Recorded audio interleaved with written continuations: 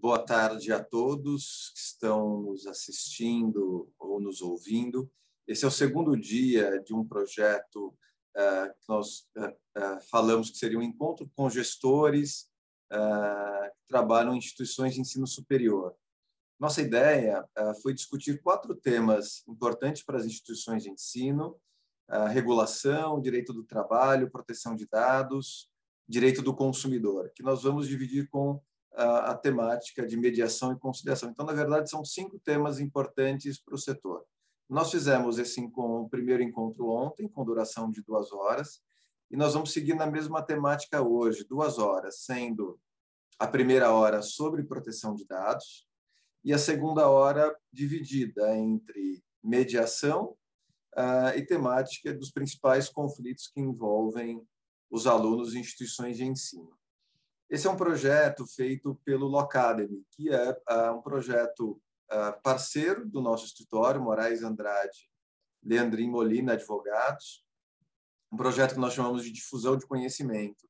A ideia de trazermos discussões para o ambiente do Locademy é para que nós tenhamos um pouco mais de liberdade e autonomia para discutir as questões que nós vimos no dia a dia da advocacia, sem necessariamente as amarras ou a defesa de interesses que naturalmente nós temos na advocacia.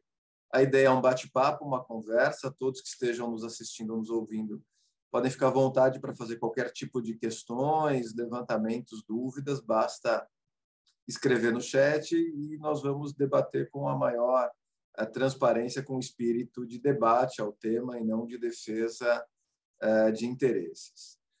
Na primeira parte, serão 2 professores, a Lígia Maria Moreno Molina e o professor Marcelo Chiavassa, que vão discutir sobre proteção de dados. Na segunda parte, serei eu, juntamente com a Linha Ianzini, que vamos dividir a temática do consumidor, dos problemas que envolvem os consumidores e a mediação desses conflitos. Como a gente tem um tempo curto, a ideia é 1 hora de debate para cada tema, nós vamos tratar direto dos temas e eu passo, então, desde já a palavra. Eu não sei qual que vai ser a dinâmica, se vai ser a Lígia ou o Marcelo, que vão falar primeiro. Eu vou passar para você, Lígia, e aí você define e coordena. Então, mais uma vez, obrigado a todos que estão nos vendo e nos ouvindo. Estimulo todos a fazerem questões, não precisam esperar nenhum momento, basta escrever que a gente já traz essas questões para o Marcelo e para a Lígia, para que isso seja uma conversa de 1 hora que possa ser útil para todos aqueles que estejam participando. Obrigado a todos e boa tarde. Obrigada, Vitor, pela palavra.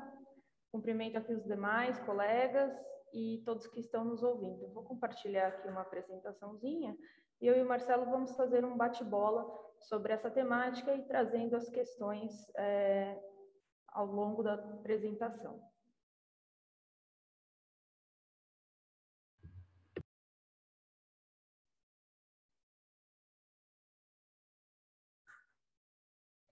Nossa ideia aqui hoje é trazer um pouco dos impactos da Lei Geral de Proteção de Dados e dessa tutela dos dados pessoais nas instituições de ensino. E para isso, a gente precisa entender um pouquinho sobre o que se debruça a Lei Geral de Proteção de Dados. Ela se debruça sobre dados pessoais, e dados pessoais trafegados em qualquer meio, tanto offline quanto online.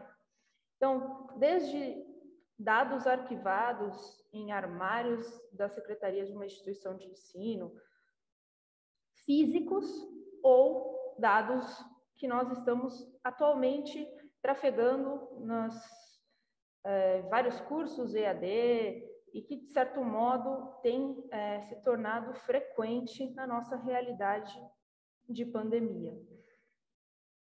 E cuida desses dados pessoais em todo o seu ciclo de vida, né? Desde o momento que ele entra na instituição, então no momento em que ele é coletado, que ele passa por eventual armazenamento, seja no armário físico, seja na nuvem, seja na rede, né? Processado, compartilhado eventualmente com alguns parceiros, alunos, outros colaboradores, outras áreas internas, e até o momento em que ele é descartado, anonimizado ou segue para um arquivo morto por determinada quantidade de anos. Então, a lei se debruça sobre todo esse ciclo de vida, no momento em que nasce o dado dentro da instituição, até o momento em que esse tratamento se fecha.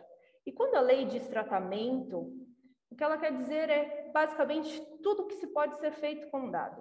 Se o dado está armazenado, isso é um tratamento. E deve-se ter um cuidado. Até com o dado físico, se deve ter um cuidado de armazenamento. Alguns dados são confidenciais, precisam estar guardados com chave. Né?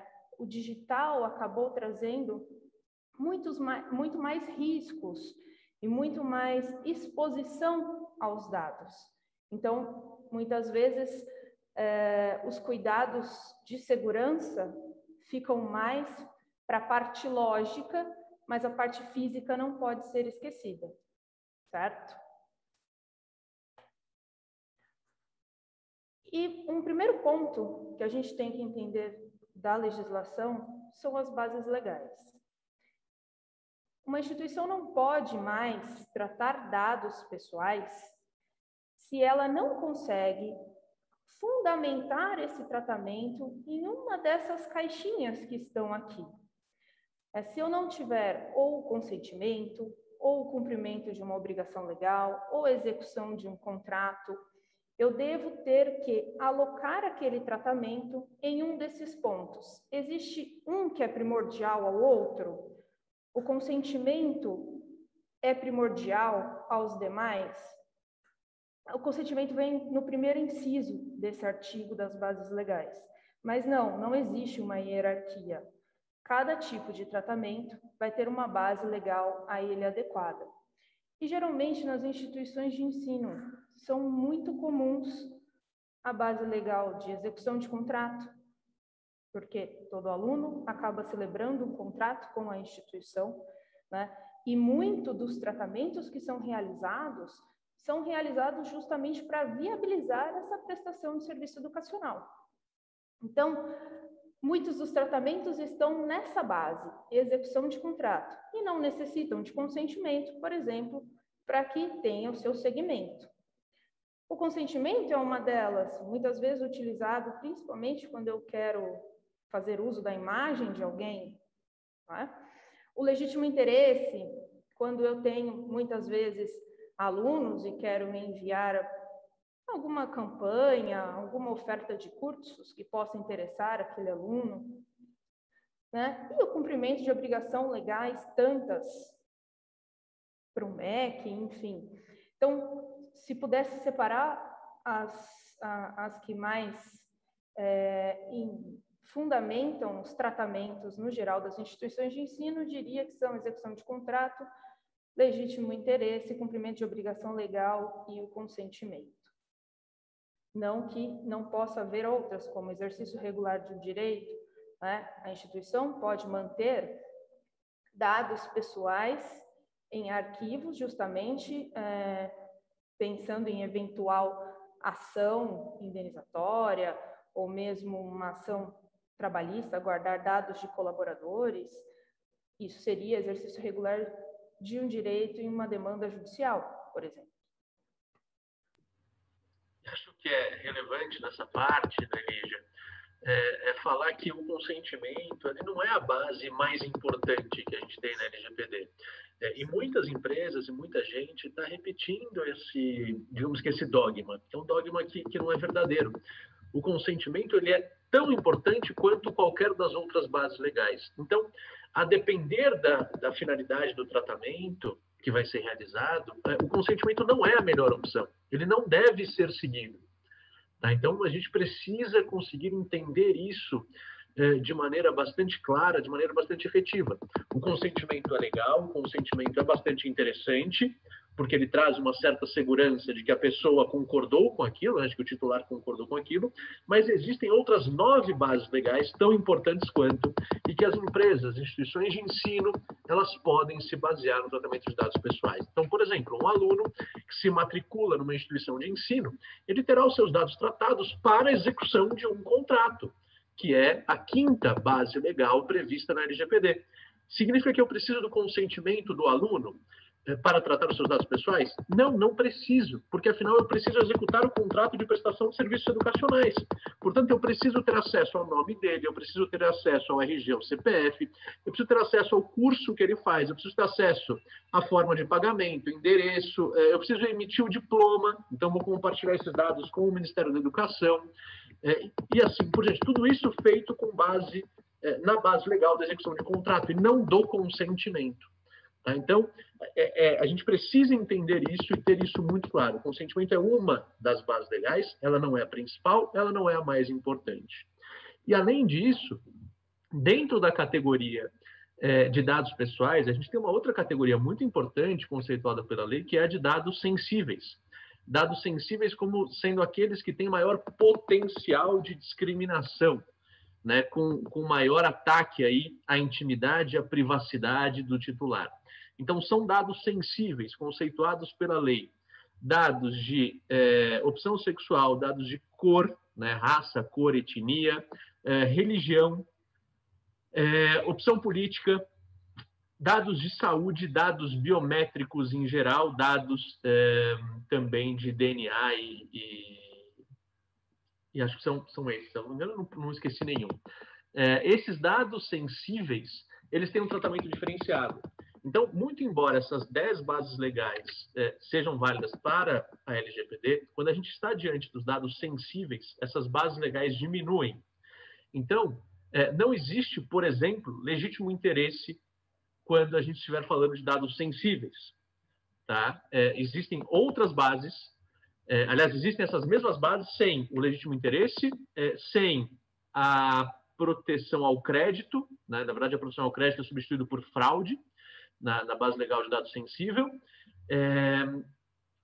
e acho que são principalmente essas duas. E ainda, um outro tópico que a gente vai falar mais para frente, quando estivermos diante de crianças e adolescentes, essas bases legais diminuem ainda mais. Então, ao invés de a gente lidar com 10, a gente vai estar lidando com 4, 5, 6, no máximo, bases legais. A gente vai falar sobre isso mais à frente na apresentação. Tá? Então, é muito interessante anotar o seguinte, olha, de maneira geral, eu tenho 10 bases legais. Diante de dados sensíveis, eu não terei o legítimo interesse, a proteção ao crédito será substituída à prevenção à fraude, né, e as outras bases, de certa maneira, se mantêm. E quando eu estiver diante de dados de crianças e de adolescentes, essas bases ficam ainda mais restritas. Um ponto também que é importante destacar, né, Marcelo, é que uma vez escolhido o consentimento é uma base, de certa forma, frágil. Né? A pessoa consente no momento e pode não se recordar que consentiu passado algum período de tempo, por exemplo, 1 ano ou 2.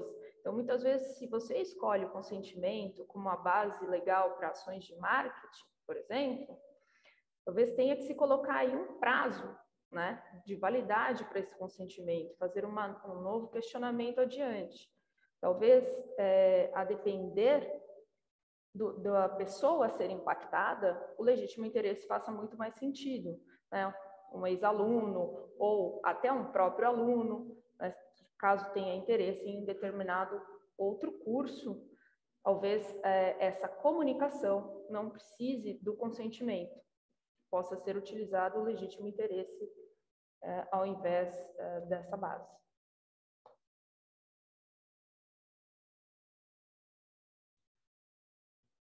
A lei traz também, como pontos principais, né, o artigo de princípios, que acaba embasando todas as demais regulamentações, e o artigo 18, que trata dos direitos dos titulares. Então, nas bases legais, eu tenho um critério de licitude. Se eu não tiver aquele fundamento, o tratamento já nem é lícito. E eu já nem posso dar continuidade a ele. Agora, de outro lado, os princípios trazem os valores que essa lei acaba regulamentando nos demais artigos. E o que a gente tem aqui? eu não posso ter um tratamento de dados que não tenha uma finalidade adstrita a ele. Então, não posso manter uma base de dados com uma mera expectativa futura. Né? Eu tenho que saber para que aquele dado vai ser tratado, por que ele foi compartilhado e qual a destinação que eu vou dar a ele. E, além de saber, o tratamento tem que seguir aquela finalidade e aquela finalidade deve ser dado transparência ao titular. Então, todo o tratamento de dados pessoais deve ser muito transparente. O titular, o dono do dado, ele deve saber como o seu dado vai ser tratado.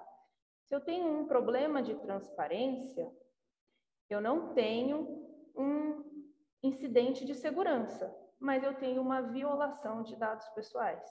Não sou transparente com o titular e acabo violando a lei por conta disso. Né? E quando a gente fala em transparência, a gente fala em informação, em conceder a informação de como o dado vai ser tratado e também de conceder essa informação de uma forma acessível, certo? Se eu submeter o titular à leitura de 20 páginas corridas para entender como o seu dado vai ser tratado, isso não é acessibilidade de informação, né?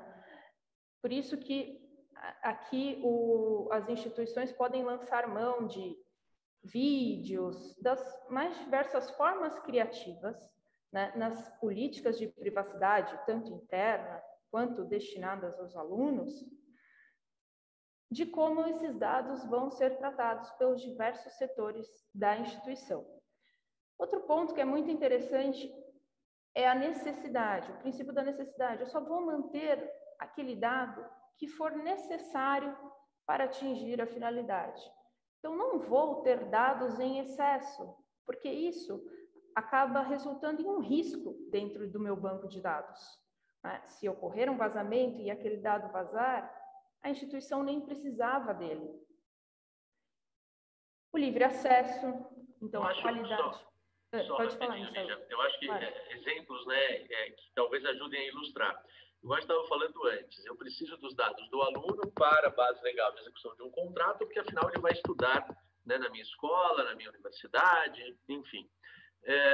Eu preciso ter quais dados dele para que ele possa cursar na minha instituição, né, para que ele possa estudar na minha instituição. Eu preciso ter a religião dele? Provavelmente não. Eu preciso ter o DNA dele? Provavelmente não. Eu preciso ter o tipo sanguíneo? Bom, talvez, se acontecer uma emergência, talvez, né, se a gente vai falando de criança, seja interessante você ter isso. Se a gente vai falando de adultos, talvez já nem tanto. E aí é óbvio, a análise tem que ser feita caso a caso. Então, essa ideia de finalidade e de necessidade, principalmente de necessidade, tem a ver com isso. Quais dados são necessários para aquele tratamento que eu vou realizar, né, de acordo com a base legal que eu estou seguindo? Vejam, a partir do consentimento, eu posso ter todos os dados da pessoa? Posso. Se ela consentiu para isso, eu posso. Agora, se a base legal é a execução de um contrato, eu só posso ter os dados necessários para a execução daquele contrato. Ah, mas eu quero ter mais dados além desses. Ok, mas você precisa enquadrar em alguma das outras 9 bases legais. Talvez o legítimo interesse, talvez o consentimento, talvez, né, a de proteção ao crédito e a fraude. Se você não tiver base legal, você não pode ter mais dados além daqueles necessários para a execução do contrato de prestação de serviços educacionais. E ponto do contrato é interessante, né, Marcelo? Porque é essencial a prestação do serviço. Não é só porque está previsto no contrato que a base legal é contrato, ok? Bom, outros princípios que a lei acaba trazendo, segurança e prevenção. Então, eu devo, pensando em todo aquele ciclo de vida dos dados, garantir a segurança de uma ponta à outra. E sempre de uma forma preventiva. Então, estou sempre analisando os meus fluxos e verificando se há algum erro, alguma falha que eu posso tomar uma ação e corrigir. É dinâmico. Isso demanda uma análise constante, um gerenciamento desses fluxos. A não discriminação, responsabilização e prestação de contas. Não basta dizer que eu tenho consentimento para uma ação de marketing. Não basta eu ter uma listagem em Excel dizendo que eu tenho o opt-in daquelas pessoas para fazer aquela ação. Por quê? Porque essa é uma prova unilateral que foi produzida pela instituição e que não se sustenta. Tá? É necessário que eu tenha evidências de toda a regularidade do tratamento de dados pessoais. Então, se a minha base, por exemplo, for o legítimo interesse, é importante que eu faça um relatório de impacto sobre esse legítimo interesse. O que fundamenta? Eu tenho um relacionamento anterior? Não tenho? Eu mando uma primeira comunicação, nessa comunicação tem um opt-out? Não tem? Né? Como eu fundamento? Como eu presto contas? A ideia é que se faça no compliance todas essas prestações de contas, todos os registros dessas evidências e que isso fique arquivado e, de certo modo, numa fase de gerenciamento, como vamos ver adiante, se revisite, né, todos esses controles. Ok? E, ao lado dos princípios, eu tenho os direitos dos titulares que devem ser garantidos, sempre. Obviamente que, como vocês vão ver aqui, um dos direitos é a revogação do consentimento, certo? Mas se a base daquele tratamento não for o consentimento, né? Se a base, por exemplo, for, como o Marcelo citou aí, proteção ao crédito, a instituição guarda aquele dado para efetuar uma cobrança. Tem o titular de direito de falar, eu revogo o meu consentimento? Não. Por quê? Porque esse tratamento ele está fundamentado em outra base legal que não o consentimento, ok? Mas para ações de marketing seria viável.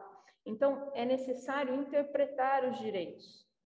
E aqui são vários, né? Acesso, confirmação da existência, porque muitas vezes nem sabemos quem tem os nossos dados e como eles estão sendo tratados. Informação sobre o compartilhamento dos dados pessoais. Muitas vezes as instituições são um grupo empresarial e compartilham dados até do ponto de vista administrativos. Então, isso deve, de algum modo, essa informação deve estar acessível ao titular. Enfim, portabilidade e outros direitos que a lei acaba trazendo devem ser garantidos e devem estar, de certo modo, sob o enfoque da instituição, que deve criar um canal de atendimento justamente para a viabilização desses direitos. A lei acaba trazendo a exigência de que seja divulgado o nome e o endereço do DPO, do encarregado de dados pessoais, né? Mas esse canal de atendimento pode ser um canal como até o próprio saque. O importante é que esses direitos sejam garantidos. Pensando no compliance, né, de uma instituição de ensino, a gente passa por 3 fases para que a instituição esteja adequada e se mantenha adequada, porque não basta estar adequada, deve se manter adequado à Lei Geral de Proteção de Dados. Como colocamos, é um processo muito dinâmico. É um processo que acaba resultando em falhas em seu decorrer, essas falhas devem ser corrigidas, enfim, faz-se necessário um gerenciamento. A primeira fase é uma fase de diagnóstico, de mapeamento, em que a instituição deve conhecer e registrar todos os fluxos de dados pessoais que trafegam internamente, trafegam com parceiros comerciais, com fornecedores, sejam eles de tecnologia ou quaisquer outros que acabam tratando dados pessoais de alunos, colaboradores. Conhecido todos esses fluxos e registrados todos aqueles ciclos de vida, fecha-se essa fase com um relatório de impacto, um levantamento de todos os riscos e a realização de recomendações. E esse relatório que fecha o diagnóstico, ele dá um start na fase de implementação, em que todas aquelas falhas, todos aqueles gaps, devem resultar em ações corretivas, criações de procedimento, investimentos, muitas vezes, em infraestrutura, treinamentos, muitas vezes se tem até a infraestrutura, mas as pessoas acabam não usando todas aquelas funcionalidades de controle, porque não são treinadas para isso, não sabem muitas vezes usar. Então, é nesse momento que se sana todos aqueles gaps levantados na fase do diagnóstico. E fechado esse compliance, que é multidisciplinar, que além de obrigações jurídicas, traz sim obrigações que são de segurança da informação, deve-se ter um olhar em que jurídico e segurança da informação, tecnologia da informação, acabam se atuando em conjunto para chegar num resultado de adequação. E fechado a fase da implementação, faz-se necessário esse gerenciamento, que é muito tocado pela figura do encarregado de dados. O encarregado de dados é quem é o responsável dentro da instituição sobre todo o tratamento de dados pessoais. E é quem vai fazer o diálogo não só com o titular, mas também com a Autoridade Nacional de Proteção de Dados. E vai cumprir, muitas vezes, em casos de investigação, com aquele princípio da prestação de contas.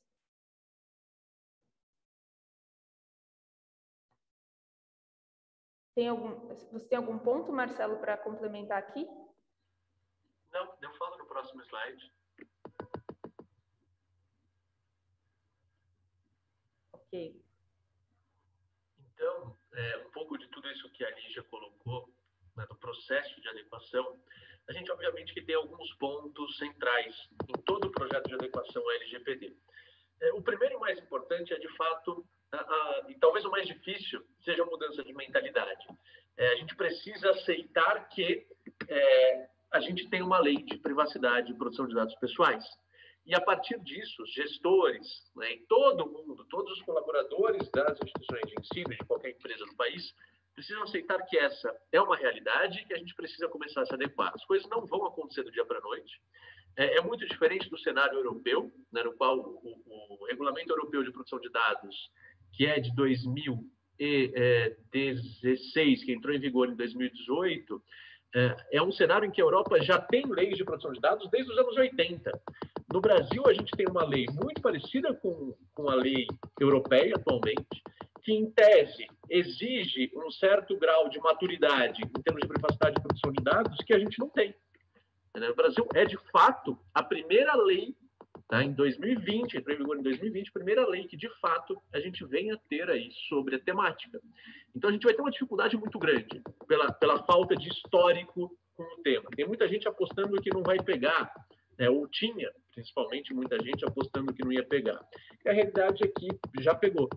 A gente tem diversos já problemas relacionados a isso, o Ministério Público entrando com ações, PROCON investigando, diversos órgãos públicos investigando, a Autoridade Nacional de Proteção de Dados foi criada, começa a atuar também em um sentido bastante positivo de regulação. Então, é um ponto que a gente precisa, como membros da sociedade brasileira, do país, como cidadãos, aceitar que essa é uma realidade. Tá? A partir desse fato, porque se a gente não aceitar isso, fica muito difícil, né, implementar na prática, porque vai ser uma coisa da boca para fora. Então, uma vez que a gente tem essa mudança de mentalidade, que a gente aceite isso como uma coisa que não dá para evitar, que não vai ter como fugir, a gente tem os outros aí, 5 pontos bastante importantes. O primeiro deles é encontrar, então, quais são as bases legais tá? Que as instituições de ensino vão se utilizar para cada tratamento. Então, quero, né, a gente já comentou aqui, então se os alunos se matricularem, eu tenho a base legal da execução de um contrato. Mas se eu quiser enviar conteúdo de marketing, como que eu faço? E se eu quiser ter as fotos dos alunos nas redes sociais, como que eu faço isso? Então, para cada atividade de tratamento de dados, eu preciso ter uma base legal. Normalmente, o que a gente tem visto nas instituições de ensino é uma variação entre, principalmente, 3 bases. O consentimento, a execução de um contrato e o legítimo interesse. E, óbvio, em caso de cobrança, entra também a base legal de proteção ao crédito, né, a última das bases legais previstas na LGPD. Então, basicamente, quando a gente estiver diante de instituições de ensino, a gente vai estar lidando com uma dessas 4 bases. Tem a quinta, que é o exercício...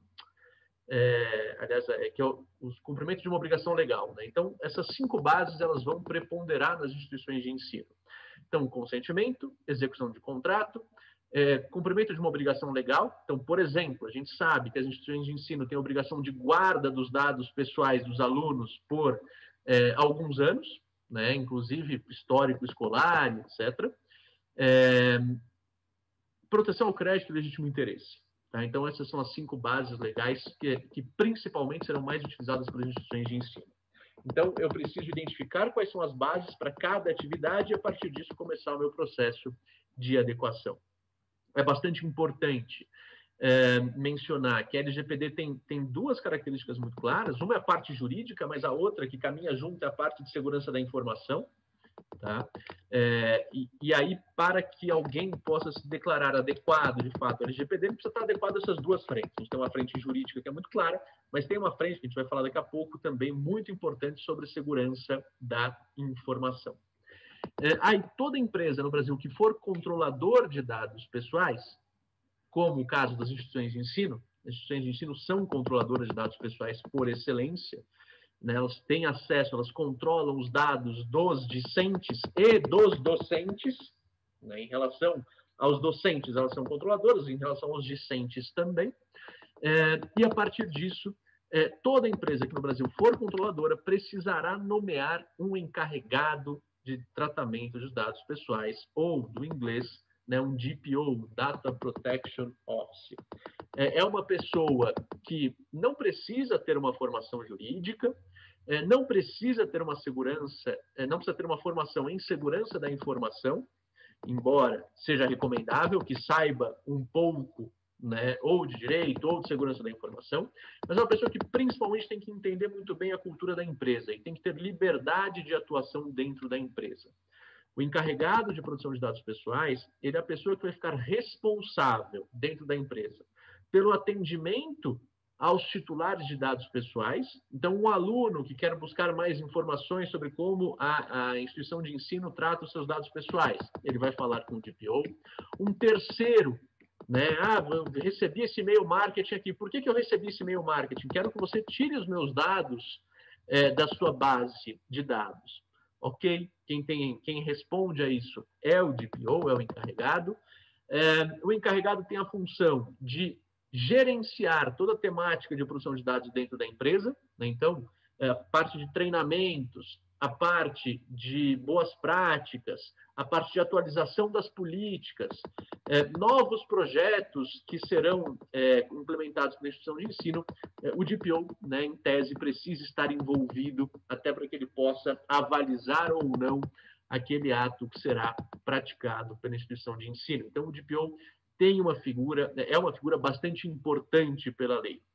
É muito importante dizer que aquilo que ele faz ou deixa de fazer implica na responsabilidade da empresa, tá?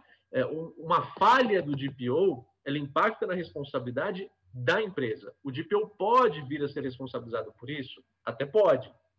Mas perante os órgãos de proteção ao consumidor, perante a Autoridade Nacional de Proteção de Dados, perante terceiros que se sentiram lesados, quem vai pagar a conta é a instituição de ensino. Tá? Se a instituição de ensino não tiver um DPO, também quem paga a conta é a instituição de ensino, que depois pode, mediante apuração de culpa, né, culpa ou dolo do DPO, pode, obviamente, ter uma ação regressiva contra ele. Então, a figura do DPO é uma figura bastante importante, que toda instituição de ensino, por ser controladora de dados, precisa ter, precisa nomear, isso precisa estar público, de preferência no site da instituição de ensino, tá? E também dentro da política de privacidade dessa instituição de ensino. Tem que ser uma informação fácil de ser encontrada por docentes, discentes, colaboradores, parceiros e terceiros. Além disso, a empresa ela precisa identificar e ela precisa dar concretude para que os titulares de dados pessoais exerçam os seus direitos. Então, a LGPD ela traz mais ou menos ali entre 10 e 12 direitos que todos nós passamos a ter, né? Então, direito de retificação dos meus dados, direito de acesso aos meus dados, portabilidade, oposição e exclusão dos dados, revogação do consentimento. Enfim, tem uma série de direitos que a LGPD consagra, ali por volta dos artigos 15, 16, 17, 18, 19 e 20. E esses direitos precisam ter um canal oficial da instituição de ensino para que eles possam ser exercitados por terceiros. O canal pode ser um telefone, pode ser um e-mail, pode ser um software de gestão de reclamações, pode, eventualmente, fazer isso via saque. Então, o importante é que tenha um canal oficial, que esse canal esteja identificado no site da instituição de ensino, que se um aluno for lá na secretaria perguntar sobre esse canal, a secretaria tem que saber informar qual é esse canal. Então, o importante é que docentes, discentes, parceiros e terceiros saibam com bastante facilidade qual é o canal correto para que eles exerçam os seus direitos consagrados pela LGPD. E aí, como a gente já mencionou, quem responde isso, em regra, é o DPO. Importante dizer, o DPO, muito embora ele seja uma pessoa, ele precisa ser uma pessoa, nada impede que a gente tenha uma equipe por trás dele, né? Então, o meu DPO entende muito da minha empresa, mas ele não entende de direito, ele não entende segurança da informação. Não tem problema, você coloca uma pessoa por trás dele que entende de direito, uma pessoa por trás dele que entende de segurança da informação, e a partir disso, ele vai ter ali todos os elementos necessários para tomar a melhor decisão. Tá? Então, embora uma pessoa tenha que ser responsável pelo cargo, nada impede de ter uma equipe por trás dele auxiliando. E, por fim, a gente tem como uma importante prática também, principalmente porque isso depois alivia em caso de eventual sanção pela Autoridade Nacional de Proteção de Dados, que é a criação de um manual de boas práticas e regras de privacidade. Tá? Então, a recomendação é que todas as instituições de ensino tenham um manual, tenham cartilhas, para que isso fique mais fácil explicar para os seus colaboradores, para os seus discentes, como que funciona o tratamento de dados pessoais. E aí, óbvio que esse manual precisa ser cumprido, essa cartilha precisa ser cumprida. Não adianta estar lá, né, só para inglês ver. O fato é que aquilo precisa ter concretude. Então, esses são os 6 pontos principais, os pontos centrais de qualquer projeto de implementação. A falta de qualquer um deles fatalmente compromete bastante o projeto de adequação da instituição de ensino. Acho que a gente pode passar de slide.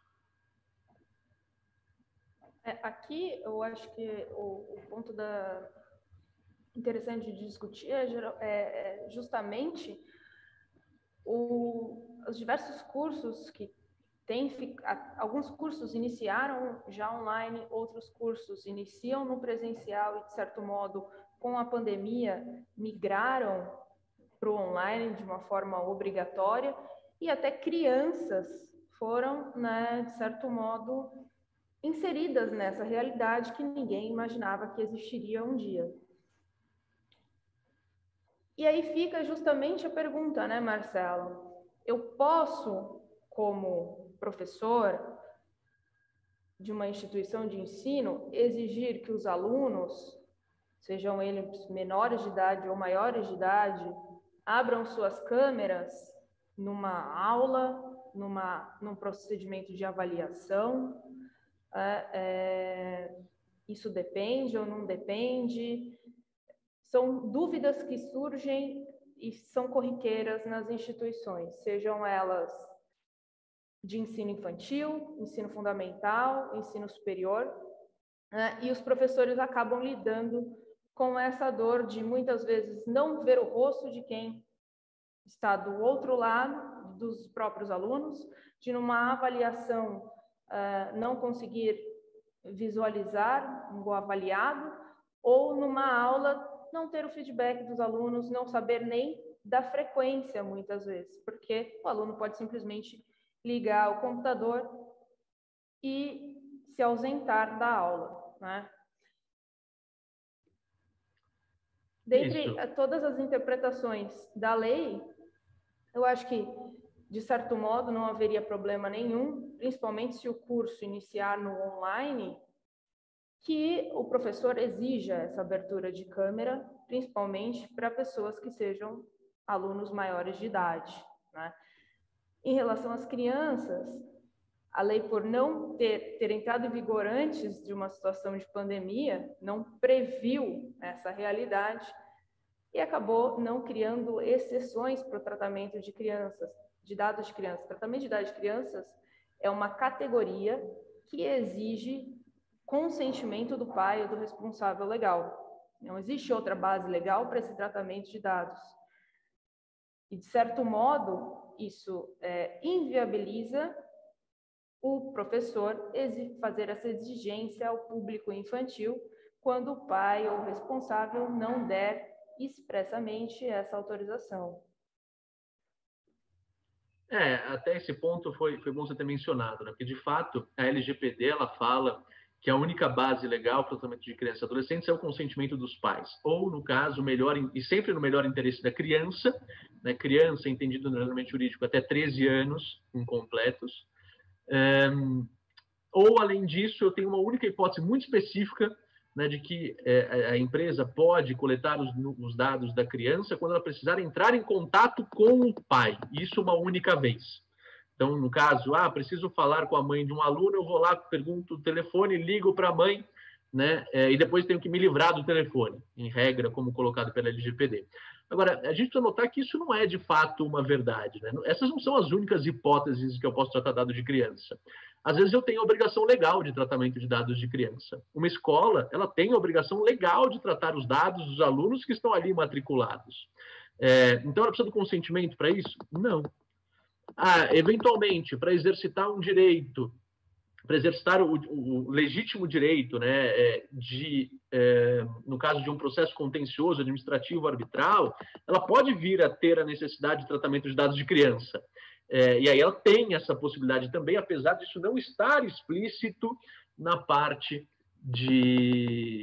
no capítulo destinado ao tratamento de dados de crianças e adolescentes. E fora isso, a gente tem sempre também a questão da execução de contrato. É óbvio que por trás da execução de um contrato de criança, eu terei o consentimento dos pais, né? Ao menos de um dos pais, porque o pai precisa assinar pelo filho, o pai representa o menor de idade. Então, o consentimento dentro do contrato, ele também, obviamente, que permite que eu trate os dados para aquela determinada finalidade. Então, é importante isso porque a LGPD, de novo, ela restringe ao consentimento, mas existem outras opções que não só o consentimento, para que qualquer empresa no Brasil possa tratar dados de criança, né? Principalmente cumprimento de obrigação legal, principalmente exercício regular de direitos em processo judicial, administrativo ou arbitral. Essas duas me parecem que se aplicam, mesmo que a LGPD não as mencione expressamente nesse capítulo. Em relação à questão das câmeras, que é uma pauta bem interessante. De fato, as instituições de ensino elas podem obrigar, à luz da LGPD, que as câmeras sejam ligadas. A gente tem um problema aí que não é de proteção de dados, mas talvez um problema de desigualdade no Brasil, que é bastante latente, que é muitas vezes o aluno não tem uma câmera. E se o aluno não tem uma câmera, a instituição de ensino não pode discriminá-lo por não ter uma câmera, a menos que providencie uma para ele. Então, eu dou aula no Mackenzie, a gente não tem como obrigar um aluno a ligar a câmera para a chamada ou para a prova, simplesmente porque tem alunos que não têm câmera, porque tem alunos que não têm microfone, e faz parte, né? Faz parte. e as instituições de ensino todas estão passando por esse problema, por essa realidade. Os nossos alunos também têm problemas, né? Não está difícil só para as instituições de ensino, para os alunos certamente está até mais difícil. Então, se por um lado a LGPD permite que eu obrigue a ligar a câmera, isso não é um problema, de outro, eu tenho a barreira da não discriminação, né? Do fato de que eu não posso sancionar alguém por não ter uma câmera, por não ter um microfone. Muito diferente seria se a instituição de ensino colocasse como requisito para o curso ter uma câmera ou ter um microfone. Nesse caso, aí não tem muito o que ser dito, porque era um requisito a ser preenchido pelo discente que escolheu realizar aquele curso. Né? Nesse cenário, se a instituição de ensino quiser obrigar a ligar a câmera, quiser obrigar a participação efetiva, ela poderá fazer. Em relação a dados de crianças e adolescentes, fica essa dúvida, né? Porque muitos dos contratos com as escolas, principalmente no ano passado, foram firmados de uma realidade presencial e, de repente, aqueles cursos se tornaram online. E aí a gente passa a ter, grande parte das instituições de ensino acabaram se utilizando de sistema de gravação das aulas, até para não prejudicar alunos que tivessem dificuldade de acessar o conteúdo online, porque a internet não é muito eficiente, ou porque estão em áreas que não têm internet. Então, é feita a gravação para que, de novo, né, mais alunos possam assistir aquela aula. E que, de repente, o contrato não previa, né, a utilização da imagem do aluno, e do dia para a noite a imagem do aluno começa a ser captada para aquela finalidade. Em relação a isso, é sempre mais recomendável que a gravação abarque unicamente o professor, né, que de alguma maneira, se possível, não tenha na gravação a imagem dos alunos. Então, tem plataformas que permitem fazer isso. O próprio Zoom pode fazer isso, outras plataformas também têm essa capacidade. E mesmo em relação ao professor, né? Será que eu posso gravar a imagem do professor? Eu preciso olhar o contrato de trabalho. O contrato de trabalho não vai dizer isso se a atividade do professor for unicamente presencial. E aí também, do dia para a noite, a gente veio com esse problema e algumas instituições de ensino acabaram aditivando os contratos com professores para que pudessem explorar a sua imagem nesse cenário de pandemia, porque o professor acaba sendo gravado, tá? Então, a gente tem, né, no meio da pandemia, trouxe essas dores. Como é que fica a utilização da imagem do professor, a utilização da imagem dos alunos? A recomendação aí é fazer aditivos contratuais, seja na relação professor-instituição de ensino, seja na relação aluno-instituição de ensino.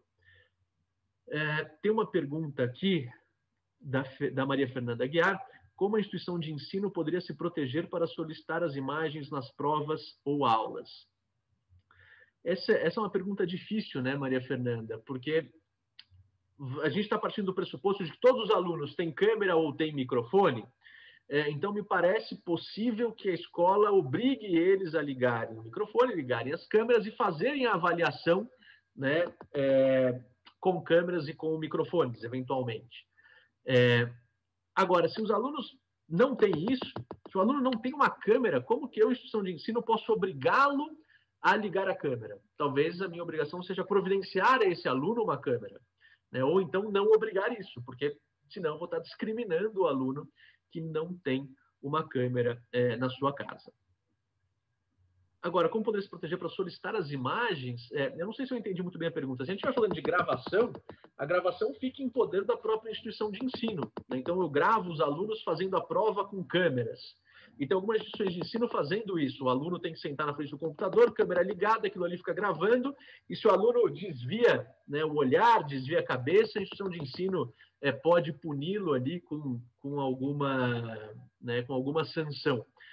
Da mesma forma como tem instituições de ensino controlando o IP, para ver se não tem dois alunos na mesma rede, aí eles poderão conversar entre eles. Tem instituição de ensino que consegue analisar o que o aluno está vendo na tela, através de alguns programas, e aí você vê se o aluno não está consultando o material, não está olhando o caderno, não está conversando com alguém no WhatsApp e assim por diante. Isso é possível fazer com base na base legal da proteção à fraude, né? Legítimo interesse entra aí, proteção à fraude. Em algumas situações, proteção ao crédito também abrangeria a questão da fraude. Então, a instituição de ensino poderia fazer isso. Pode criar esses mecanismos e pode obrigar os alunos a ligarem a câmera, né, colocar um sistema ali que vai controlar o que o aluno tá vendo no computador, no cenário de homeschooling, né? Isso é possível fazer. A grande questão é como fazer isso com alunos que não têm câmera. Se a realidade da instituição de ensino for de alunos de capacidade econômica avantajada, todos têm câmera, isso não é um problema. Mas, normalmente, em instituições de ensino superior, o público é muito diversificado. A gente tem alunos bolsistas e a gente tem alunos com condições financeiras muito boas. A gente tem alunos que não têm câmera, a gente tem alunos que possuem câmera. Então, a grande dificuldade no cenário de prova é essa. Não sei se eu consegui te responder. Se você tiver alguma dúvida mais específica, por favor, escreva aí no chat que a gente consegue acompanhar. Marcelo, eu acho que a gente precisa correr um pouquinho aqui, que estamos no adiantado da hora. Tem acho que mais 10 minutos só. Então eu vou seguir com os slides. Só trazendo um pouquinho da realidade da Autoridade Nacional de Proteção de Dados. A autoridade nasceu, enfim, já foi constituída e tem muito se manifestado no sentido de que irá promover uma tutela de proteção de dados mais preventiva do que punitiva. Então, de certo modo, ela tem se colocado ao lado tanto dos titulares quanto dos agentes de tratamento de uma forma muito positiva, já trazendo algumas orientações, como orientação de incidentes de segurança, com prazo específico para comunicação da autoridade, de 48 horas, diferente do que o GDPR traz. Ele traz um prazo de 72 horas e muito esse prazo orientou os compliances realizados até hoje. Então, é importante se atentar que para a NPD, em casos de incidente, a orientação é de comunicação em até 48 horas. Mas a NPD tem se posicionado nesse sentido, muito de educativo, muito de orientação e muito de prevenção nessa tutela de proteção de dados pessoais. E aqui, de certo modo, apesar dessa atuação, a gente não pode ignorar que a lei traz, sim, sanções, e sanções, de certo modo, muito gravosas até, né? Com multa de 2% do faturamento ou até 50 milhões, o que for maior por infração. Então, isso quer dizer que se eu tiver infrações a mais de um dos artigos da legislação, isso pode ser cumulativo. Fora que as penalidades da Lei Geral de Proteção de Dados não excluem penalidades de leis outras, que muitas vezes acabam incidindo também no relacionamento, como é o caso do Código de Defesa do Consumidor, que acaba também incidindo nesse relacionamento entre instituições de ensino e os seus alunos. E aí aqui eu posso ter, de certo modo, uma fiscalização de outras autoridades, como os órgãos de defesa do consumidor, além da Autoridade Nacional de Proteção de Dados. Como o Marcelo já pontuou aí, as boas práticas e seguir todo aquele programa de boas práticas que está no artigo 50 da lei pode vir a atenuar as penalidades que possam ser impostas. E, novamente, penalidades não vêm só em consequência de incidentes de segurança, de vazamento de dados por hackers, mas vem também de outros tipos de violação de dados pessoais, como a ausência de transparência, tratamento de dados pessoais sem uma base legal que o fundamente, sem ter uma finalidade para aquele tratamento. Isso pode resultar, sim, na aplicação de uma penalidade. E para fechar, né, esse nosso bate-papo, essa nossa palestra, a gente trouxe um checklist de segurança da informação, porque essa é uma frente ao lado da jurídica essencial ao compliance, por tudo que nós já dissemos aqui. Então, é necessário que se adote um nível adequado de segurança. E o que seria isso? É importante que se tenha uma política de segurança da informação, tá? Porque basado nessa política, que irei treinar os colaboradores, que irei dialogar com todos os titulares e qual a segurança ou o nível de segurança que é concedido àquele tratamento. Uma revisão dessas políticas, muito por conta daquela fase do gerenciamento, né? Algum procedimento necessita de ajuste, é preciso fazer uma ação corretiva. Utilização de pseudonimização e criptografia, sempre que possível. Garantir a disponibilidade e a integridade dos dados pessoais. Utilizar, e isso tem sido muito valorizado, principalmente à luz do GDPR e das autoridades europeias, utilizar certificações, porque as certificações me delimitam um padrão de segurança já reconhecido, muitas vezes mundialmente, tá? E que pode, muito, trazer respaldo àquele princípio da prestação de contas, porque eu adoto um padrão específico que tem um reconhecimento e eu tenho como comprovar que adoto por meio da certificação. Traz confiança não só ao titular, mas também à autoridade e aos próprios colaboradores internos. Então, acho que esse é o recado final. Tem algo mais a acrescer, Marcelo? Eu acho que colocar, né, que o coração de tudo é a transparência. Assim como a próxima pauta, né, que vai ser sobre o direito do consumidor, e que certamente vocês já sabem que exige transparência o tempo todo, né, o consumidor precisa saber aquilo que ele está contratando, aquilo que ele está consumindo. A mesma coisa em relação à privacidade e proteção de dados. As IES, elas podem, até voltando na pergunta da Maria Fernanda, elas podem instituir sistemas de prova com câmera ligada. O importante é a transparência disso. É explicar depois o que vai ser feito com essa gravação, por quanto tempo vai ficar armazenada, qual a finalidade disso. Então, toda a atividade de tratamento de dados pessoais, ela precisa ser transparente para o titular. O titular precisa entender tudo aquilo que será feito com os seus dados pessoais.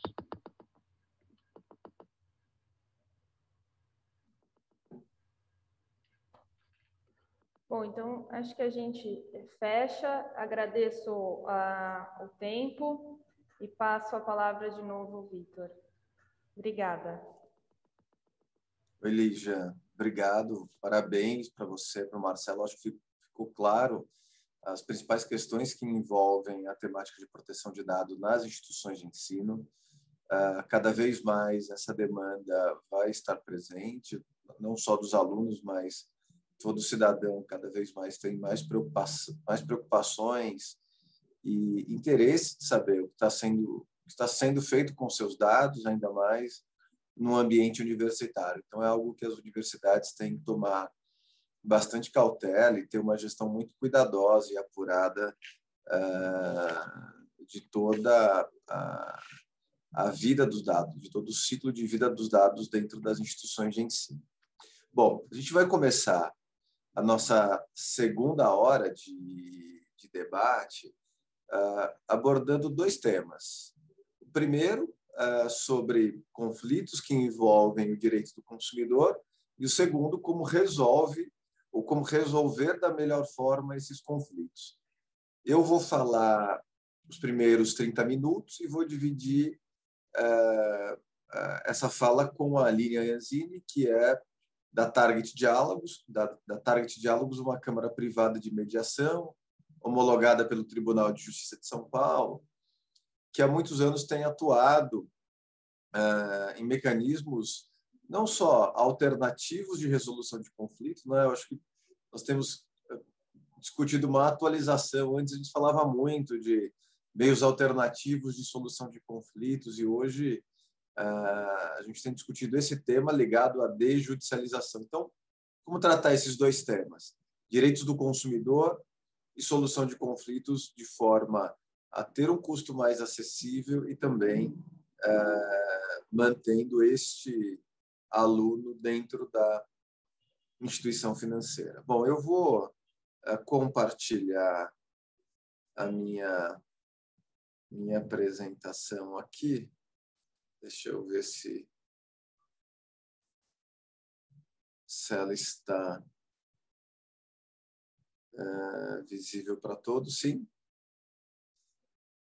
Acho que sim, né? Bom, vamos lá. Algumas coisas importantes dessa primeira conversa. Primeiro, o contingente de pessoas e potenciais conflitos, né? Hoje nós estamos falando que nas instituições de ensino superior são cerca de 8 milhões e 500 mil estudantes.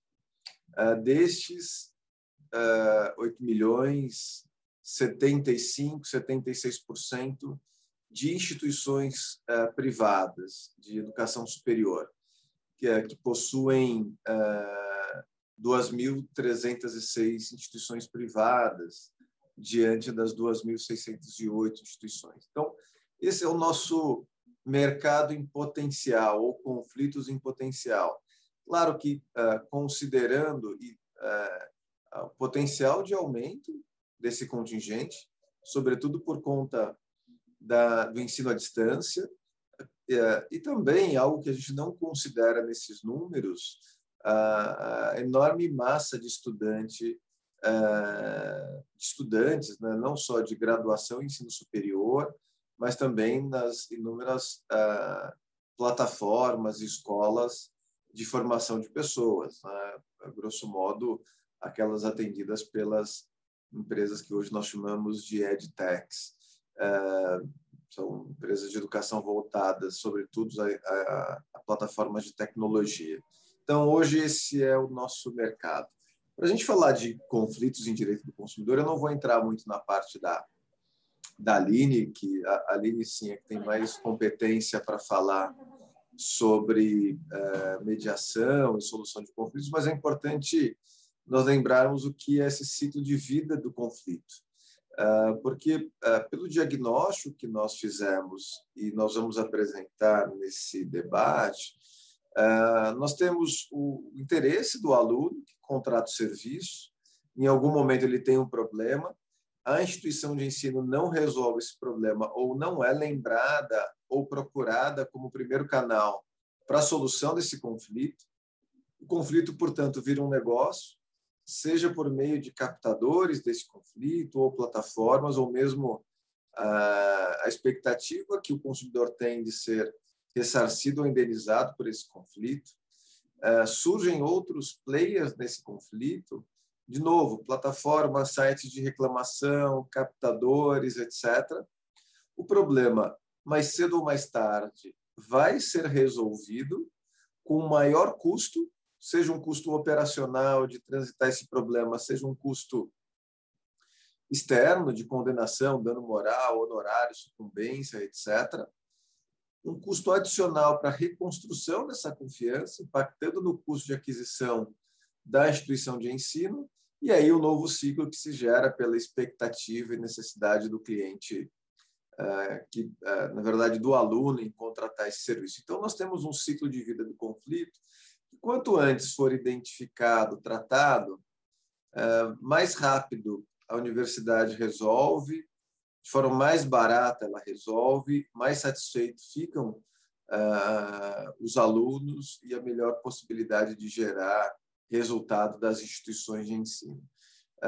As dificuldades que nós temos de tratar as demandas que envolvem direito do consumidor, a gente consegue, de alguma forma, resumir em duas curvas, né? O que usualmente se chama de curva sorridente, onde as questões de maior relevância estão nas pontas do sorriso, que é estratégia, mapeamento de risco, reputação e gestão, e as ações de menor valor agregado estão na base, né, as questões massificadas. E o que nós percebemos hoje, quando nós vamos tratar de conflito com os consumidores, é que, em razão da pressão por custos, hoje nós temos uma curva menos sorridente, onde as instituições de ensino são obrigadas a trabalhar, sobretudo com forma massificada, custo e recorrência, muitas vezes com dificuldades de olhar para a estratégia, mapeamento de risco, gestão e reputação.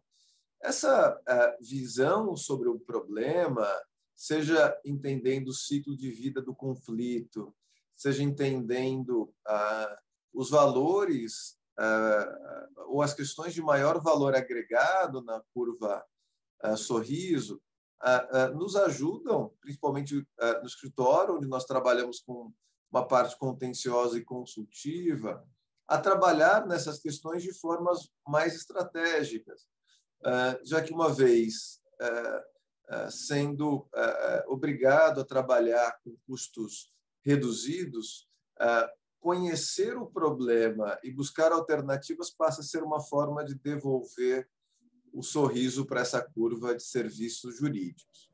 Vitor, só um momento. A sua tela está aparecendo do jeito que a gente está vendo aqui no chat. Ela não está aparecendo inteira. Está aparecendo cortada. Acho que se você projetar...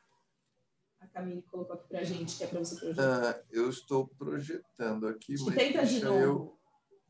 Deixa eu fazer o seguinte aqui. Está dando para ver o próximo slide, aí não está dando tanto destaque para o que você está falando.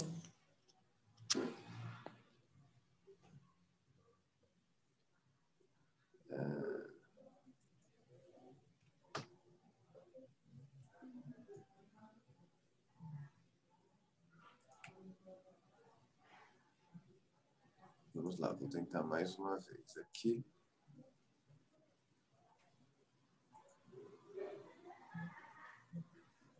Isso. Não sei se agora melhorou ou se foi. Tá certo agora. Bom, obrigado, Aline. Então, retomando aqui o fio da meada, então, quando nós vamos falar dos conflitos, duas formas de trabalhar com esses conflitos. Uma forma mais preventiva, fazendo mapeamento de risco, estratégia e gestão desse risco.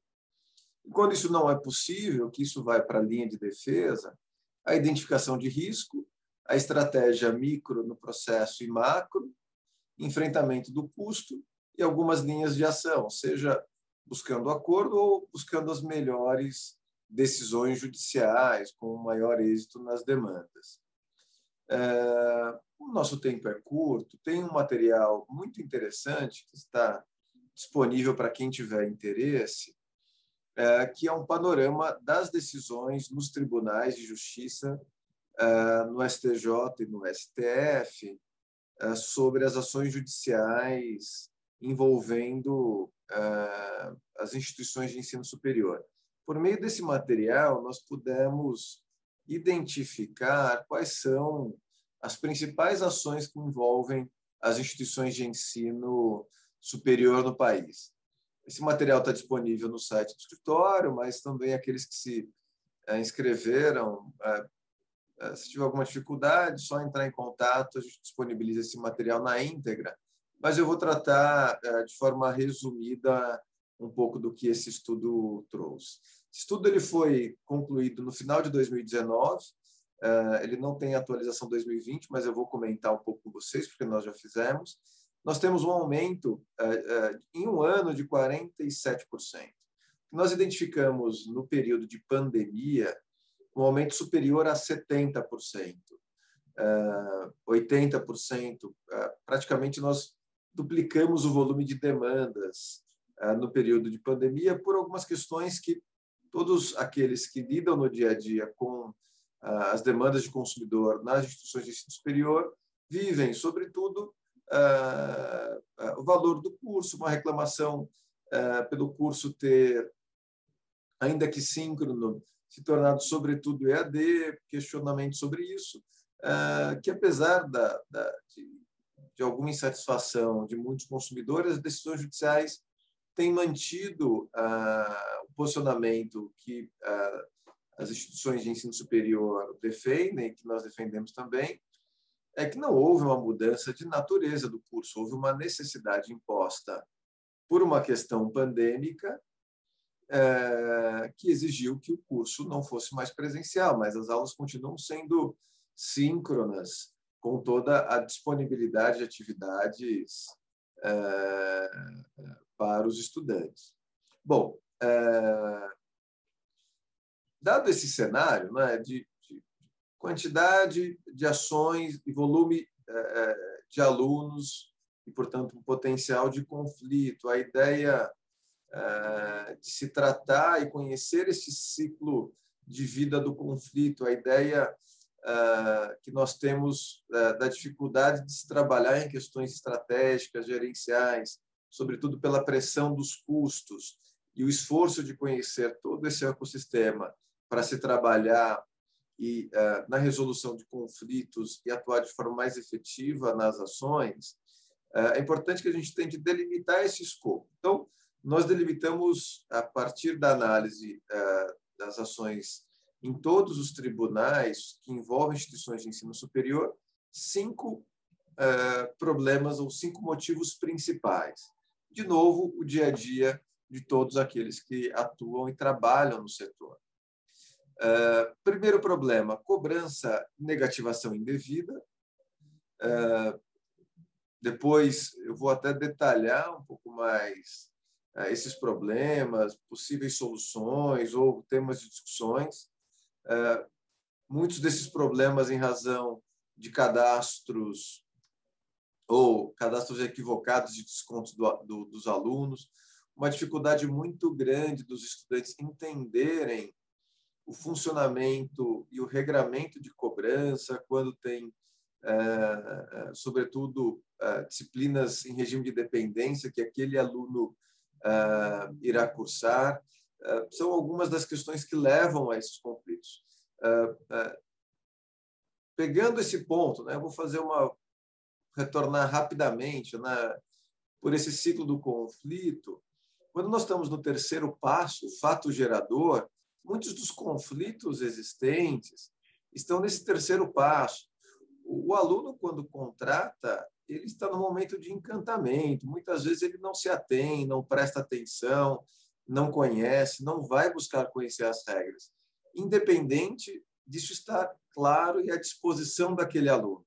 Então, é importante que as instituições avaliem e tentem conversar com este aluno durante a sua jornada na instituição de ensino, que muitas vezes são de alguns anos, para que aquele aluno consiga receber a informação no momento adequado, que o momento adequado nem sempre é no momento da contratação, momento onde o aluno está encantado, ele está satisfeito que vai começar a estudar, realizar o sonho da sua vida num curso superior, mas talvez num momento onde ele esteja mais equilibrado e disposto a absorver informações importantes para a dinâmica dele dentro do curso. Então, voltando aos principais problemas, nós temos cobrança e negativação, conclusão do curso, emissão de diploma é uma das questões, a segunda questão mais demandada no judiciário, e este problema tem sido potencializado nesse período de pandemia, principalmente por alguma dificuldade técnica e operacional das próprias instituições, dos órgãos de controle em emitir diploma ou certificado,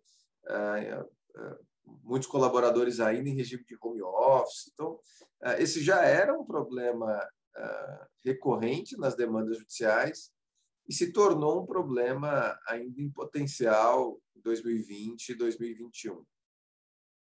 A própria possibilidade de emissão de certificado digital tem ajudado a reduzir este problema, e algumas questões que nós identificamos nesta análise das decisões são alguns erros e dificuldades sistêmicas, sobretudo em razão de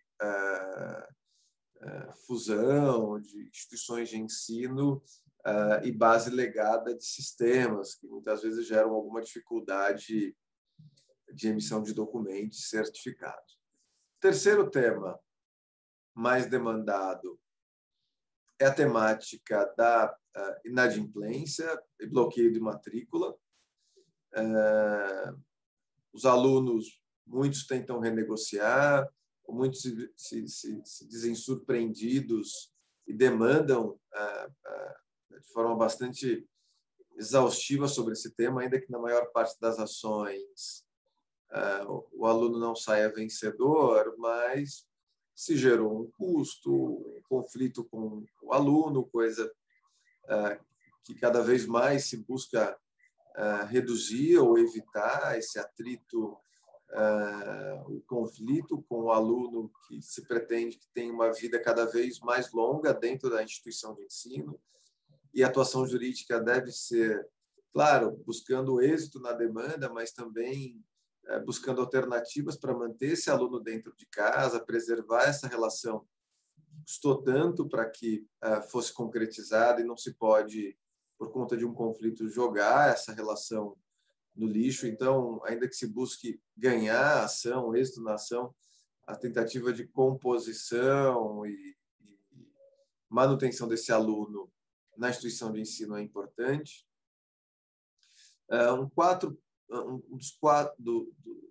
Quarto item mais demandado se refere à dificuldade de acesso às plataformas. As ações judiciais relatam a grande dificuldade que os estudantes têm em entender o uso das plataformas. Muitas ações judiciais pedem dados, informações, certificados, que já estão disponíveis para os alunos, mas eles, às vezes, encontram alguma dificuldade em lidar com essas questões. Então, avaliar e se conhecer o estudante é relevante para que se busque uma forma de orientá-lo a utilizar as ferramentas que já estão à sua disposição para que se reduza esse atrito, ou que haja um canal para que se evite esse transbordo para o judiciário, é uma medida relevante. E, por fim, quinto ponto mais demandado diz respeito a financiamento estudantil. Seja ele da própria instituição, seja ele de outras instituições financeiras, do governo, enfim. Os alunos têm muita dúvida e, muitas vezes, quando não têm dúvida, têm dificuldade, demandam as instituições na temática de financiamento estudantil. Então, criação de setores específicos, esclarecimentos sobre esse tema podem ser ações que podem ajudar na redução significativa deste tema, que é uma fonte de conflito. Para que a gente caminhe para o final e a gente possa ter uma conversa como tratar, como mediar, como dialogar com esse estudante que a Aline vai nos apresentar, eu queria trazer, então, um pouquinho mais de detalhe desses 5 pontos, destes 5 itens. Só reforçando, que eu comentei inicialmente, que esses 5 itens não consideram as demandas deste período de pandemia. Como eu mencionei, praticamente dobraram o volume de ações judiciais envolvendo as instituições de ensino superior, e que foram, sobretudo, de 2 ordens.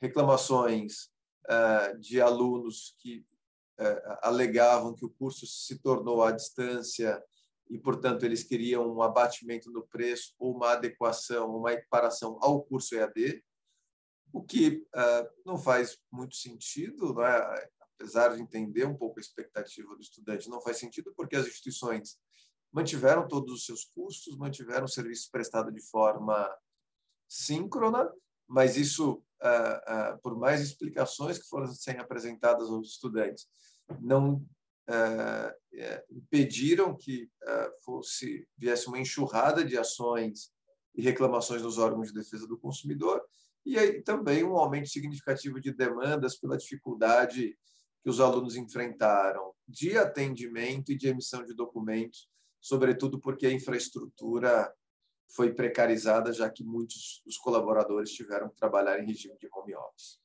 Bom, superado isso, os temas: cobrança indevida, a necessidade de um plano de ação para o maior esclarecimento do estudante acerca da forma de cobrança. Importante que isso não seja feito somente no momento do vestibular ou da contratação, mas que o aluno possa receber em outro momento um pouco mais de informações sobre a modalidade de cobrança, um canal de dúvidas, um acolhimento para esse estudante, emissão de documentos, como certificados de conclusão de curso, sobretudo para que o aluno não seja, não vou dizer surpreendido, mas que o aluno seja incentivado, motivado a verificar todas as pendências que ele possui antes do semestre final da conclusão de curso, porque os conflitos eles se dão, em geral, neste momento, quando o aluno se vê ou se diz surpreendido com alguma pendência que ele poderia ter saneado antes. Isso não é uma forma de repassar responsabilidade para a IES. A IES cumpriu todas as suas obrigações até então. A sugestão é criar um procedimento para gerar um incentivo ao próprio aluno que verifique essas questões antes e evite, obviamente, no futuro, demandar a instituição financeira. Questões financeiras que vão gerar bloqueio dos alunos inadimplentes, aquelas que têm esse canal de diálogo, obviamente tentando antecipar este conflito para evitar uma judicialização deste conflito, buscar ter programas de treinamento, capacitação e informação para os estudantes, para o entendimento de todas as plataformas que estão à sua disposição e que poderiam resolver facilmente grande parte dos problemas que são levados à justiça, e a questões de financiamento estudantil, com a possibilidade, de novo, né, ter um canal de apoio e orientação aos estudantes neste aspecto. Nessa rápida conversa, nesses poucos minutos que nós organizamos e planejamos essa discussão, eu paro por aqui, aproveitando para, mais uma vez, agradecer a atenção e disponibilidade de todos que estiveram aqui até esse momento e passar a palavra para a Aline, que vai dividir comigo esse debate e falar um pouco da temática da mediação. Com certeza vai ser bem mais interessante do que a temática do conflito. Então, aproveito e passo para você, Aline. A gente tem aí os 30 minutos finais para a gente conversar um pouquinho. Obrigado. Obrigada, Vitor. Parabéns, né, por esse projeto do Law Academy. E é muito importante e gratificante fazer parte desse primeiro evento, né, que foi um desafio aí falar depois de você, aí que tem tanta experiência de direito do consumidor. Mas, por outro lado, eu vou até colocar uma apresentação aqui para vocês. É muito bom falar, depois que você apresentou esses 5 pontos, e verificar que muitos desses pontos a gente tem tido a experiência de estar ajudando algumas instituições de ensino superior a estar resolvendo os seus problemas por meio da mediação e diretamente atrelado a alguns desses pontos que você colocou. Eu vou compartilhar com vocês um material bem simples, só para ser um pano de fundo aqui do nosso bate-papo, mas a gente está aberto aí para perguntas que vocês entenderem viáveis, e a gente pode estar conversando ao longo disso. Vocês podem já ir fazendo os questionamentos que entenderem oportunos. Deixa eu só ver se eu já estou projetando, que eu não uso normalmente o Zoom. Eu acho que ainda não, né? Aqui.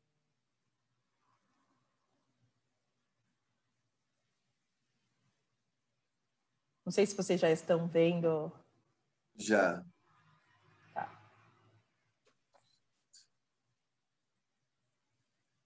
A ideia aqui é trazer para vocês como a gente pode estar auxiliando as instituições de ensino a estar verificando uma forma de estar investindo nesse ponto de solução de conflito, né? Então, a gente tem como a mediação... Só um minutinho que eu estou... Aqui a gente tem uma constatação que a mediação de conflito ela traz, sim, uma melhor experiência para o aluno, mantendo ele como parceiro da instituição de ensino. Eu faço um parêntese aqui nesse slide, porque, na verdade, hoje, principalmente nesse mundo pós-pandemia, né, a gente verifica que esse ensino online, esse ensino à distância, né, que foi bem fomentado nesse momento, ele traz mais ainda o aluno para a instituição, né? Então, a gente tem os cursos de extensão, os cursos de pós-graduação, e aí esse aluno estar na instituição e ter a sua experiência de solução dos conflitos que venham a ocorrer no decorrer do curso, ele acaba sendo super benéfico, né? E aí, pegando um gancho dos pontos que você trouxe, são os pontos que justamente a gente verifica que tem os maiores conflitos, como viração judicial. E aí, alguns pontos que você colocou, Vitor, que a gente identificou claramente que, tendo esclarecimentos pós-entrada do aluno, isso é um ponto muito importante para que os conflitos sejam evitados, tá? Como que funcionaria? Acho que muitos podem estar nos perguntando, que estão aí nos assistindo, né? Como que poderia funcionar um desenho de solução de conflito numa instituição de ensino superior, né? Quais seriam esses conflitos? Então, que ótimo que você já trouxe os conflitos, são esses mesmo que a gente se depara. Então, na sua grande maioria, são os conflitos relacionados a alunos, né? Também os conflitos de maior foco, que tem mais no judiciário, são mesmo relacionados à cobrança, foco na não judicialização. Então, por que contrataria uma câmara de mediação ou um projeto de mediação nas instituições de ensino? Seria justamente para evitar o custo, que hoje é enorme, de uma ação judicial.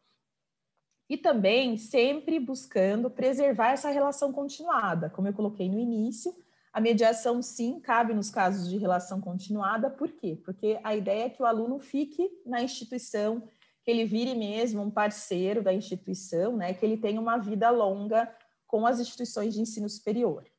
Outro tipo de conflito, Vitor, que a gente se deparou bastante, aí as pessoas que estão nos assistindo também, se ontem acompanharam as questões trabalhistas, né? A gente muito também tem falado com as questões trabalhistas, com os professores. Então, tem tido muitas conversas mediadas, que a gente tem participado, porque, como colocado muito bem ontem pela professora Sueli, a gente tem, na verdade, uma mudança, né? O professor que antes tinha alguns horários pré-determinados, hoje ele fica muito mais tempo online, uma dedicação muito maior, e para isso fizemos algumas mediações também no âmbito trabalhista, tá? Um outro ponto que a gente tem colocado é o apoio que a gente tem dado, Vitor, principalmente na atuação com o PROCON, consumidor.gov e processos judiciais. Então, naquele ciclo do conflito, que eu deveria depois até inserir aqui na minha apresentação, naquele seu círculo do conflito, a gente identifica muito claramente alguns momentos que a mediação pode entrar. Então, a mediação, ela se coloca nas dúvidas do aluno, na forma de que eu crio essa empatia e esse diálogo com o aluno. Então, a mediação entraria aí para evitar uma demanda no PROCON e no consumidor.gov, ou no Reclame Aqui, ou nas redes sociais, né? Ela também entra muito claramente em processos judiciais, né? Então, nos processos judiciais, a gente pode estar falando em algumas etapas, né? Então, só para contextualizar para vocês, no caso de mediação judicial, né? Então, as demandas judiciais são os processos que já estão em andamento. Então, o trabalho da Target, na verdade, que é uma câmara de mediação, consultoria e treinamento, ela também vai no auxílio da validação de uma política de acordo, um mapeamento do judiciário e uma aproximação, né, para mostrar essas práticas positivas, controles e números, porque hoje as instituições de ensino, como todas as empresas, precisam de dados, né? Então a gente consegue estar trazendo esses dados e muito a gente usa esses subsídios que vocês mesmos criaram, esses documentos que vocês trazem, os dados do consumidor.gov, do Reclame Aqui. A criação desses núcleos dedicados em cada etapa lá do seu ciclo do conflito, vinculado às câmaras, para que isso evite, no final das contas, a judicialização, né? E também nos casos já judicializados, a gente também propõe pautas concentradas de mediação, para que a gente encerre mais rapidamente o conflito e resolva, porque, em última análise, é uma característica que eu até gostaria de te ouvir um pouco sobre isso, uma característica que a gente vê dos conflitos do âmbito das instituições de ensino superior, são conflitos que as partes querem resolver para dar continuidade, não é porque eles só entram buscando, não tem uma febre, claro, guardadas as devidas proporções, mas eles buscam sempre um resultado efetivo, né? Então, a gente quer, por exemplo, o diploma, eles querem resolver para estar concluindo o curso. Claro que a gente se depara com pedidos que, inevitavelmente, são de dano moral, dano material que às vezes não cabe, que isso é um problema do judiciário brasileiro em si, mas aqui eu vejo muito pedidos bem fáceis da gente resolver se tivesse esse olhar aí, como a gente colocou, interno para estar resolvendo esses conflitos. Um outro ponto que a gente tem utilizado no tocante aos conflitos com professores e prestadores de serviço é fazer palestras de sensibilização para as áreas internas e para os professores, né?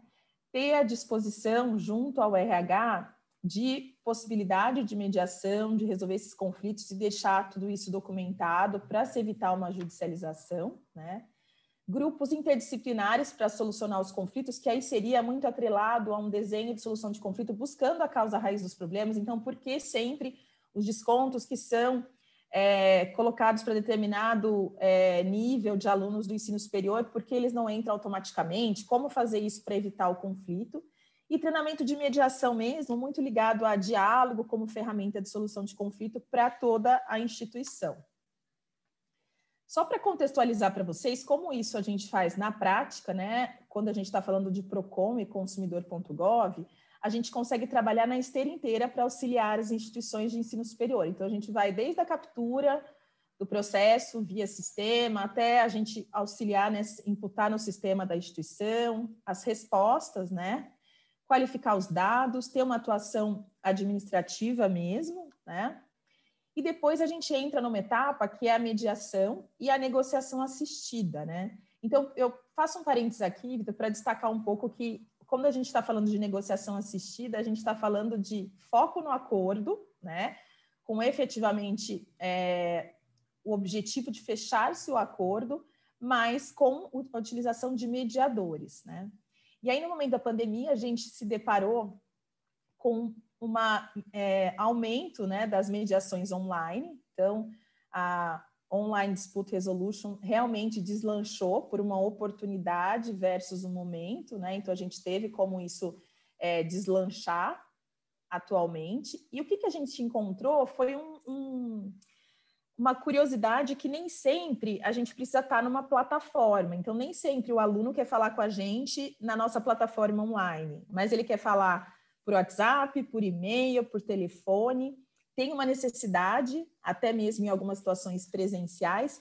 Entretanto, o que facilita a solução desse conflito do aluno é que hoje ele é muito conectado. Então, ele acaba simplificando isso, inclusive até por WhatsApp de áudio. Então, acredita-se que quando a gente imaginou que Online Dispute Resolution, ou DIARAs, ou DR, seriam tão simplificadas para o acesso do consumidor, do aluno. Então, isso foi uma coisa benéfica aí da pandemia que a gente tem notado. Então, que hoje resolver o processo do cliente evitando a não judicialização, ele está totalmente ligado da forma que ele quer resolver. Então, talvez seja também uma ideia para as próprias instituições de ensino que ainda não estão digitalizadas dessa forma de ter esses atendimentos online, chat, WhatsApp, que isso seja colocado mesmo como um pano de fundo para solucionar esses conflitos. E aí a gente tem também, por fim, esses acompanhamentos, né? KPIs já pré-definidos, né? O encerramento no sistema do cliente e aí o encaminhamento para o tratamento judicial. Toda essa esteira, ela também acaba tendo atuação bem parecida quando a gente está falando dos processos judiciais. Então, hoje a Target atua auxiliando as empresas na mediação dos processos também que estão sendo judicializados, né? Então, a gente pode atuar na citação até antes da primeira audiência e também em casos que já estão em andamento, auxiliando na política de acordo, se não tiver, e também trabalhando com mediadores altamente qualificados para estar fazendo essa negociação e essa negociação e esse encerramento do processo. Então, a mediação na prática é o encantamento do consumidor mesmo, do aluno, né? Essa fidelização, né? Essa relação continuada, como eu coloquei, dele estar fazendo um curso de extensão pós-faculdade, dele estar fazendo uma pós-graduação. Então, em relação a essa cobrança de valores, a gente resolver e que ele não tenha mais nenhuma dúvida em relação a isso é muito importante. Também a mediação cabe perfeitamente nos conflitos decorrentes dessa relação aluno, professor e universidade, como a gente já colocou. A atuação também da mediação extrajudicial apoiando as instituições nessa solução junto aos PROCONs e o consumidor.gov. No caso da mediação judicial e dos processos judiciais, como eu coloquei, tanto no início do processo quanto depois de sentença, já o processo em trâmite, sempre buscando a melhor solução para o conflito. E também esses treinamentos de mediação para os professores, para indo na linha do professor mediador, né, que hoje tem muito sido valorizado pelas instituições e também pelos próprios alunos, né. Então, assim, em geral, eu acho que a gente consegue atender todos aqueles problemas que você trouxe, principalmente aqueles 5, que são os que efetivamente caem na nossa esteira de mediação, e isso pode ser feito de uma maneira muito junto com a empresa e trazendo alguns ganhos, inclusive financeiros para isso, evitando a não judicialização, tá? Os slides que eu tinha são esses, então a gente fica à disposição de quem quiser conhecer um pouco mais dessa parte que a gente está atuando. Eu agradeço novamente tanto o Moraes Andrade como a Law Academy por esse evento, né, de difusão de conhecimento, que foi super interessante. Eu fico à disposição, Vitor, e gostaria de ouvir um pouquinho você sobre os pontos que eu coloquei. Aline, super obrigado. Eu acho que cumpriu muito bem a ideia, né, desse debate, de falar um pouquinho da mediação. Vamos fazer, a gente tem aí, né, uns 10 minutos para a gente acabar o nosso tempo. Acho que a gente podia pensar junto como... eu vou falar de forma afirmativa, mas é uma pergunta para você. Um aluno que já judicializou, né, ele teve um problema com a instituição de ensino, ele já judicializou.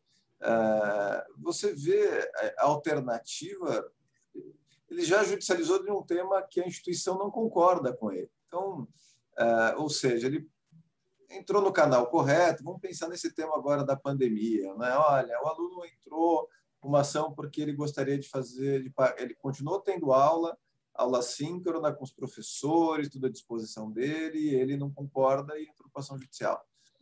Como que a mediação pode ajudar nesse processo, onde a gente tem claramente interesses antagônicos? Eu como instituição de ensino, eu não vou compor com ele, porque eu não concordo com o pedido dele. Então, o acordo para mim é que ele desista da ação. Então, como é que você vê na sua experiência fazer acordos quando eu não tenho negociação para colocar na mesa? Não é, necessariamente, claro, pode pensar, não, eu vou fazer um projeto, como as instituições fizeram, olha, algumas reduziram alguns percentuais, deram alguns benefícios, facilitaram o pagamento, deram alternativas mais elásticas de pagamento, etc. Mas no mérito em si, difícil vou negociar. E uma outra coisa que, para mim, sempre quando o debate esse tema surge, né, e a Target é uma câmara privada de mediação, qual que é a vantagem de eu ter uma câmara homologada pelo tribunal do que ter mediadores e não usar a Target, por exemplo, para um acordo, para uma composição? Tá bom, obrigada pelas perguntas. Uma vantagem, eu vou começar pela última, porque ela já pode diretamente estar ligada à primeira.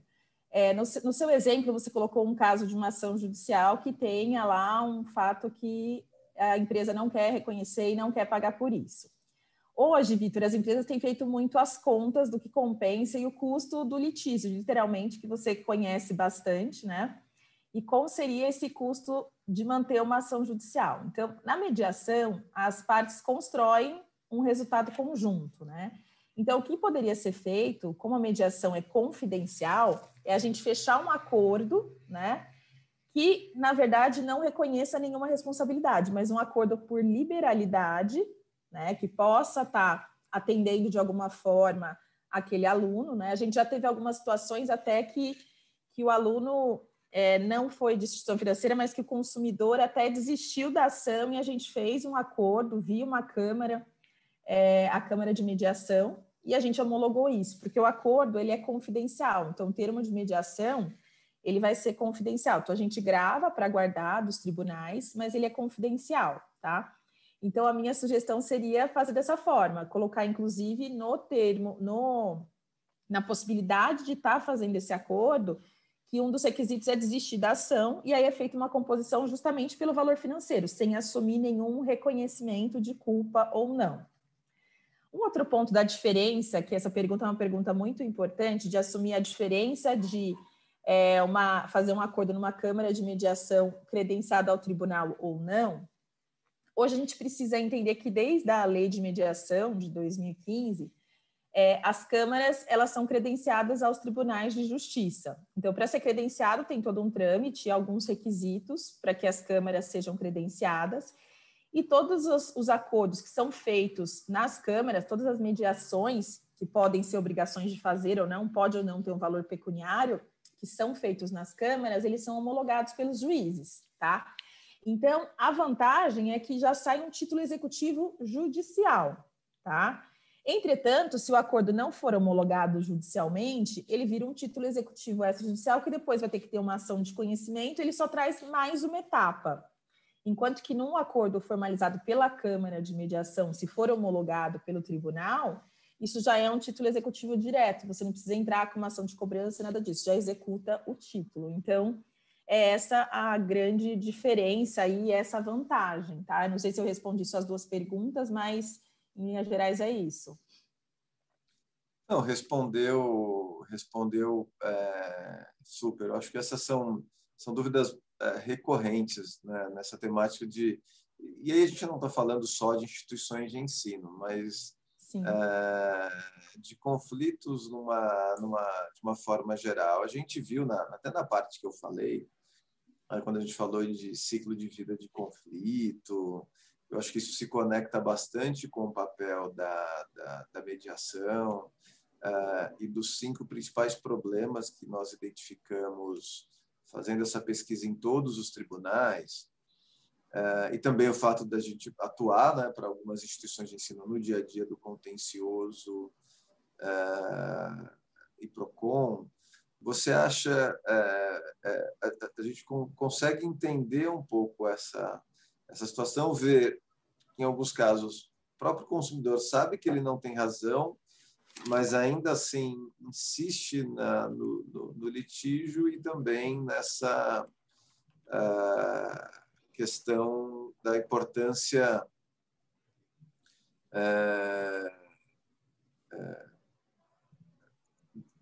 de ser uma câmara de mediação privada, homologada pelo tribunal, para talvez ajudar nesse processo.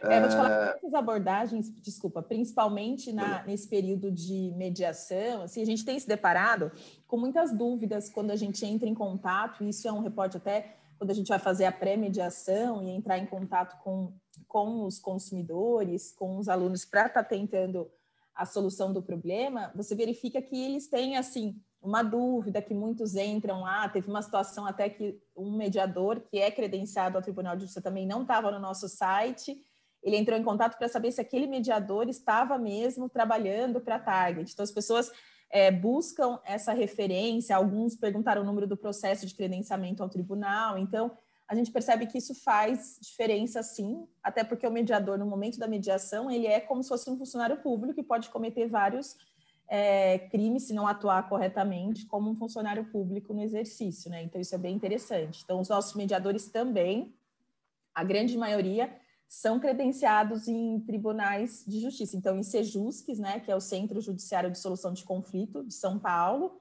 Mogi, então de toda a região, eles são credenciados para poder homologar os seus acordos. Então, tem um requisito de qualificação do mediador e da própria Câmara, que isso vai trazendo mais segurança para as empresas, para os nossos clientes. Legal, Aline. Aline, a gente estamos chegando no final. Do que você viu, né, que foram os meus pontos dos principais conflitos. e do que você tem vivido nessas ações e tentativas de acordo, só tentando discutir um pouco essa cadeia, né? Você recebe a reclamação, analisa no sistema. Você acha que as empresas, a gente não está falando só das instituições de ensino, mas as instituições de ensino vão poder fazer a sua análise a partir dessa conversa.